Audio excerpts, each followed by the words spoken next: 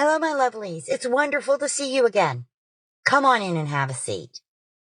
Today's video is in the workshop as I show the entire process of making the dog training bracers I have spoken about previously. I also want to let you know that I will not have a set upload schedule going forward. I absolutely love creating the videos, but my production quality suffers when I rush videos to make a deadline. Family and business responsibilities must come first, and I would rather upload sporadically than move forward rushed content that I am really not satisfied with. Now back to the bracers. The first design was a spur-of-the-moment creation when I realized I needed something to help teach Tamir bite control.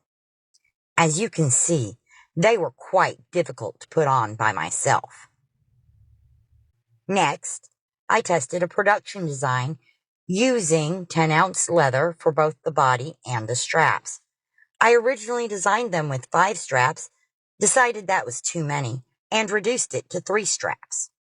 I hand-stitched a pair during the video, Is the Second U.S. Civil War Coming? The final product was very stiff, and the belts would not slip over the button studs easily.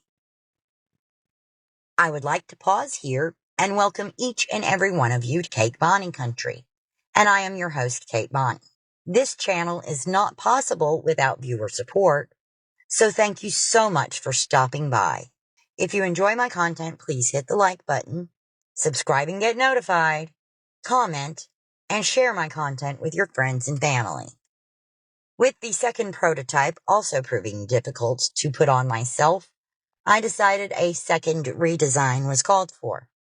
This time, I chose a 7 to 8 ounce leather for the body and 6 ounce leather for the 2 straps on the small and medium sizes.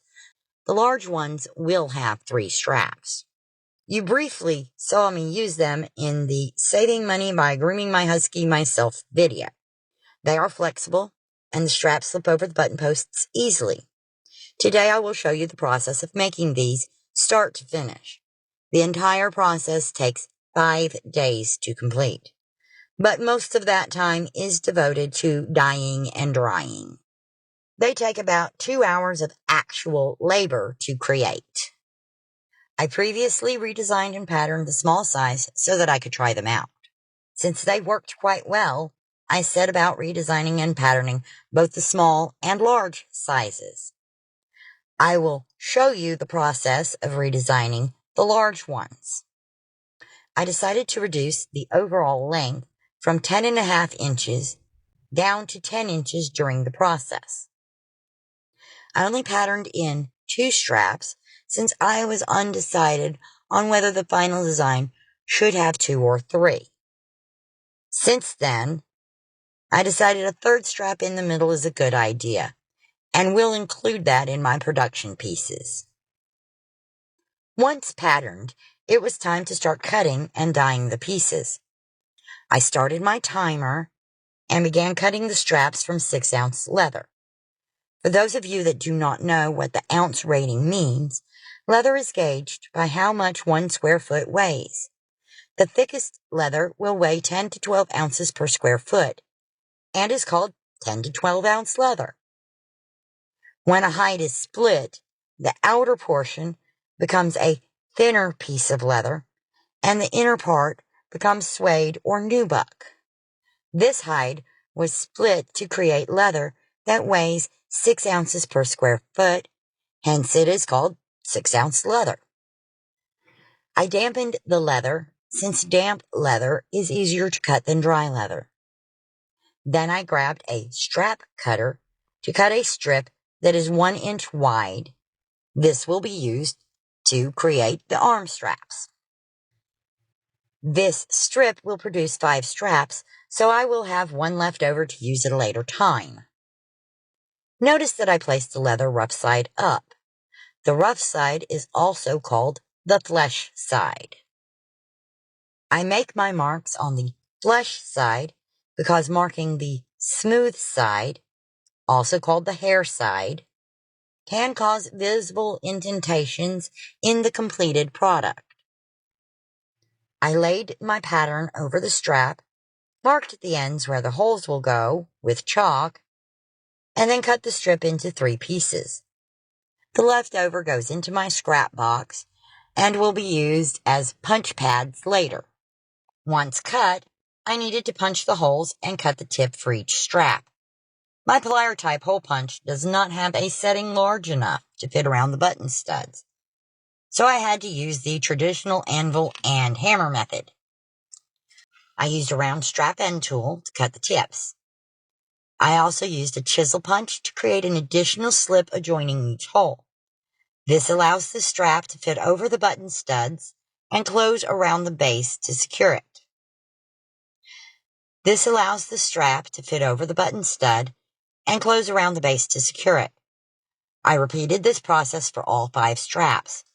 As I punched the holes, the hollow punch filled with discs of leather. Occasionally, I have to use an awl to clear these discs before continuing. The process of making the straps start to finish was 12 minutes. Here I am showing you the hide that I cut the bracer bodies from. You will notice that there are clip marks along the edges. These are caused during the tanning process. The edges of the hide are often not usable, so I will add those parts to my scrap box and use them as punch pads later. Here I am showing you a badly scarred area of the hide. Cows sometimes get tangled in barbed wire, develop cysts or abscesses that must be drained, or sustain other injuries. Like humans, these injuries result in scars. Most scars are small and actually add character to whatever is created with them. However, a scar this big is difficult to work with. I will set that part of the hide aside, dye it, and then decide what I can make from it, where the character of the scar complements the item.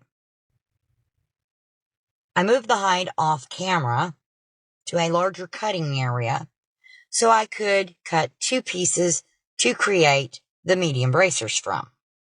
Now it is time to start tracing and cutting out the 2 bracer bodies. Once again, marking on the hair side of the hide can cause permanent indentations in the leather. So I use a colored pencil to trace the pattern, including button stud holes, on the flesh side. You may notice that I only trace the holes on one edge. For these bracers to work correctly, the button studs need to be on the thumb side of the bracer. So the right arm needs buttonholes on the right side, and the left arm needs them on the left. Each bracer only needs holes on its respective sides. Since each bracer has 2 long, straight sides, I begin cutting them by using a wooden yardstick to maintain a straight cut and a rotary cutting tool. I did not cut completely through the leather, so I have to go back with scissors to finish cutting them out. Then I very carefully use the rotary tool on the curved sides and complete that process with scissors. I use my plier type hole punch to place the 6 holes in each bracer body. Since the pliers cannot easily reach the innermost holes, I dampen the leather and roll the edges to reach the inner points. After both bracer bodies are completed, my total time is roughly 48 minutes. Now it is time to start the dyeing process. Since I am creating these bracers for dogs to actively bite on, I do not want to use any chemical dyes that might be harmful to dogs.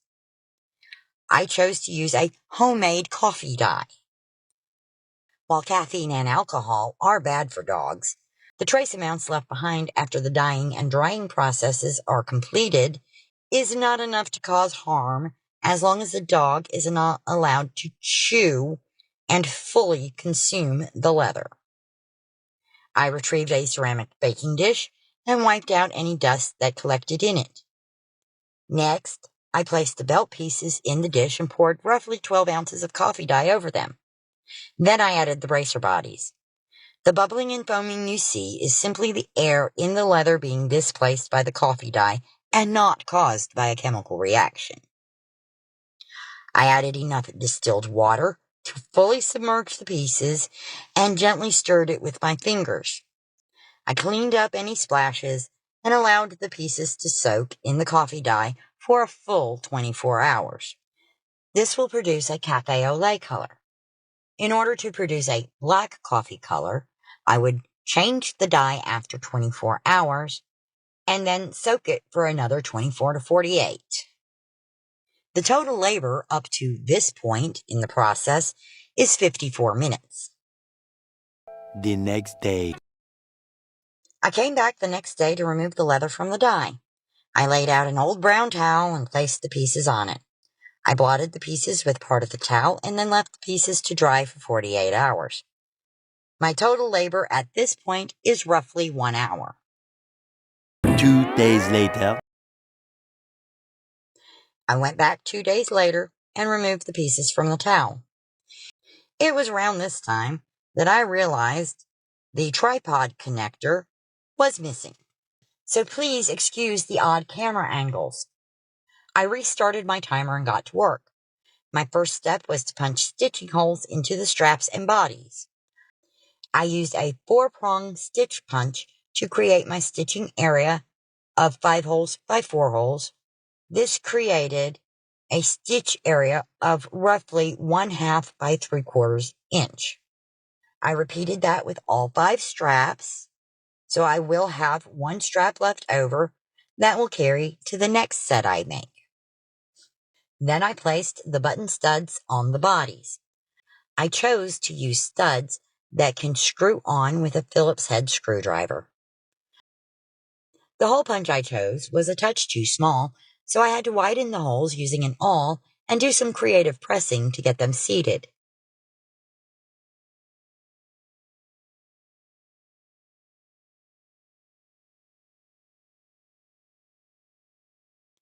Next, I folded the edges of the bracer together and used a brown Sharpie to make a tiny mark across from the button studs to center the straps on.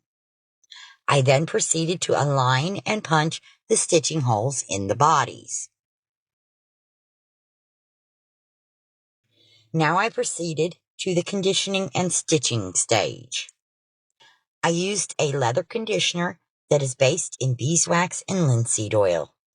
It does contain some petroleum distillates, but is considered non-toxic to dogs by the manufacturer. If a dog consumed several ounces, the dog would get a sick stomach and diarrhea, but not sustain serious harm.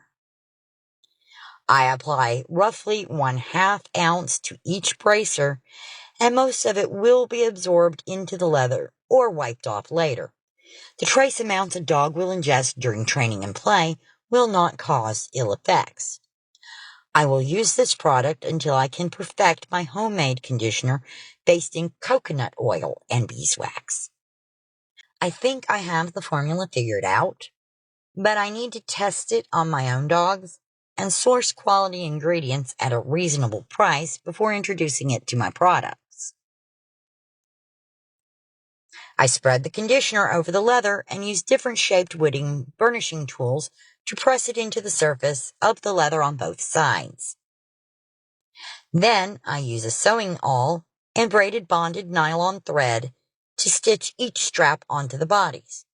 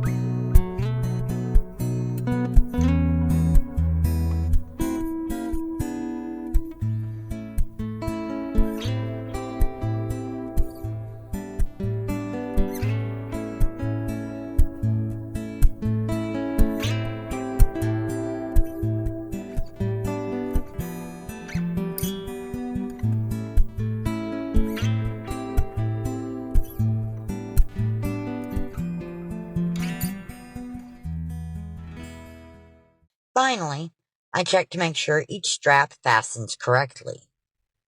I have added roughly 44 minutes to my labor after all stitching is completed. 3 hours later. I allowed the conditioner to soak in for roughly 3 hours. I completed other tasks around the workshop and ate lunch. I came back after lunch and began removing the excess conditioner and buffing the leather with a soft quality paper towel. I never sealed my personal test pair, the small ones with the brown marks from where I oriented the pattern incorrectly at the start and marked it on the flush side. I decided to go ahead and condition and seal them as well. Conditioning often brings out the character of leather. All the scars and wrinkles become darker on full grain leather. This is a good time to tell you a little bit about the different grades of leather. Full grain means the hide was tanned and dyed as is. Scars will be present, though commercial dyeing does disguise them a little better. Grade A full grain means only the least flawed hides are used. This is what the luxury car brands like Ferrari or Mercedes use. On the other hand of the spectrum, you have genuine leather. Around here, people say genuine leather. These hides are horribly scarred, so they are shaved down and coated with ground up leather scraps held together by an adhesive. The leather texture pattern is then pressed into the hide to produce a flawless appearance. It is the particle board of leather world and will deteriorate faster than full grain leather, especially if it gets wet. This is the type of leather that most wallets you buy at Walmart are made from. Once cleaned and buffed, it is time to apply the sealant. I am using a traditional sealant, 100% boiled linseed oil. It is also called flaxseed oil. Flax is an ancient plant. I am not familiar with the process, but I know parts of it are spun into thread and used to make linen materials. Flax seeds are used in nutritional supplements and are rich in omega-3 fatty acids. Flaxseed oil was the carrier oil that the great masters like Leonardo da Vinci and Vincent van Gogh used to mix their pigments and create their paints. When flaxseed oil dries, it forms a plastic-like substance, so it is used in sealants for wood and as a component in caulk. Most importantly, it is non-toxic to humans and dogs. That makes it perfect to brush on and seal the bracers. It took roughly 11 minutes to seal and complete the bracers. 54 plus 44 plus 11 equals 109 minutes. After the oil dries, all they need is a quick buff and packaging to protect them. Since 2 hours equals 120 minutes, and the buffing and packaging cannot take longer than 11 minutes, I can safely say that these bracers take roughly 2 hours of my actual time during the 5 days it took to produce them. These are the final results. I have listed them on the business website www.ragnarokus.com. The link is in the description down below. Once on the site, visit the Fenrir's Den page. This is where I will post my dog products for sale. My next product in development is a leather harness. For now, only Frakey's bracers are for sale. I price my items based on how much my materials cost and the labor I put into making them. I hope you enjoyed watching the process. Next week, if the weather cooperates, I hope to enlist Doc Dillinger's aid in filming the active use of the bracers.